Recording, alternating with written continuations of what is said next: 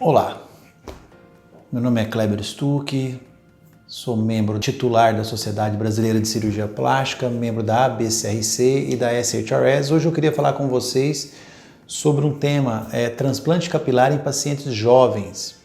É um tema muito recorrente e muito perigoso, porque o que eu tenho visto muito aí é as pessoas de 18, 19, 20 anos serem operadas de uma maneira como uma primeira opção. E às vezes a gente não pode operar como uma primeira opção. E se formos operar essa pessoa, tudo deu certo, os exames estão ok, realmente ele precisa ser operado, a gente tem que seguir alguns critérios técnicos. Eu gostaria de compartilhar com vocês aqui. A gente sabe que o paciente jovem, ele é uma pessoa extremamente, na maioria das vezes, extremamente ansiosa. Então nós temos que tomar cuidado e tentar lidar com essa ansiedade. A perda capilar, quando ela começa, e quando ela começa muito cedo, às vezes, os primeiros sinais, a pessoa começa a perceber fios de cabelo na cama, fios de cabelo no travesseiro e excesso no banho, após o banho. A região temporal, o recesso temporal começa a se retificar, dando a impressão que as entradas e a região temporal estão ficando mais longas. Isso é sim um sinal que muitas das vezes preocupa essa pessoa, esse paciente jovem que chega a procurar a nossa ajuda. O problema é a imprevisibilidade desse caso. A gente não sabe como essa pessoa vai evoluir com o futuro. A gente tem indícios, olhando o pai, olhando os irmãos, olhando o tio, o avô. Mas você cravar como essa pessoa será no futuro, isso é muito difícil. Um exemplo que eu queria dar para vocês. Esse paciente aqui, se ele chega para nós, para operar, nessa idade, tão cedo, e fala assim, eu só quero resolver as minhas entradas.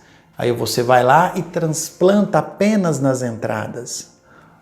Você não tem a mínima noção que no futuro ele também perdeu toda a região frontal do couro cabeludo. Então ele ficou com ilhas na região das entradas e perdeu todo o cabelo da região do topete. Então é por isso que é importante um planejamento a longo prazo quando você vier consultar. Outro exemplo, mesma coisa esse, também só quero as entradas, ele no final da vida está todo sem a região frontal do seu cabelo. Então a gente tem 4 opções. Primeiro, o paciente chega, você vai esperar para ver o que vai acontecer no futuro. Primeira opção, não é a minha. Segunda opção, você vai apenas fazer um tratamento clínico, depende do caso, pode ser. Às vezes ele não tem alopecia androgenética, às vezes é uma queda capilar que está transitória. Terceiro caso, um tratamento apenas cirúrgico, onde você vai misturar, entre aspas, os cabelos da região da área doadora nos cabelos já existentes. E a quarta opção, que é a que eu prefiro, fazer um tratamento preventivo para tratar os fios que existem, mas também fazer esse tratamento cirúrgico, porém com muita cautela. Alguns dados eu vou te passar aqui agora para você entender o que eu chamo de ter cautela, quando em todos os casos você terá que operar o paciente jovem. Nós temos que tomar um cuidado com o paciente jovem, porque o paciente jovem ele tem pouca elasticidade na região do couro cabeludo. Então, se você fizer a cirurgia na técnica FUT ou a cirurgia na técnica FUE, provavelmente as cicatrizes resultantes elas podem ser um pouco mais largas do que se um paciente com uma idade um pouco mais avançada. Mas se realmente nós vamos operar esse paciente, vimos o pai, vimos a mãe, vamos fazer um planejamento cirúrgico, fizemos um tratamento clínico para tentar evitar que esses cabelos continuem a cair, qual é o planejamento cirúrgico? Primeiro lugar, primeiro de tudo, temos que levar em consideração o tamanho das entradas. Não diminua totalmente essas entradas, zerar as entradas, porque você não sabe o futuro, você pode criar ilhas no futuro. Outro caso, a gente tem que tomar cuidado com o hairline desse paciente. Não trazer esse hairline além do que ele já existe. O hairline está aqui a 7 centímetros, você quer trazer ele a 5, isso não existe, isso é feio. Toma cuidado com todas essas informações.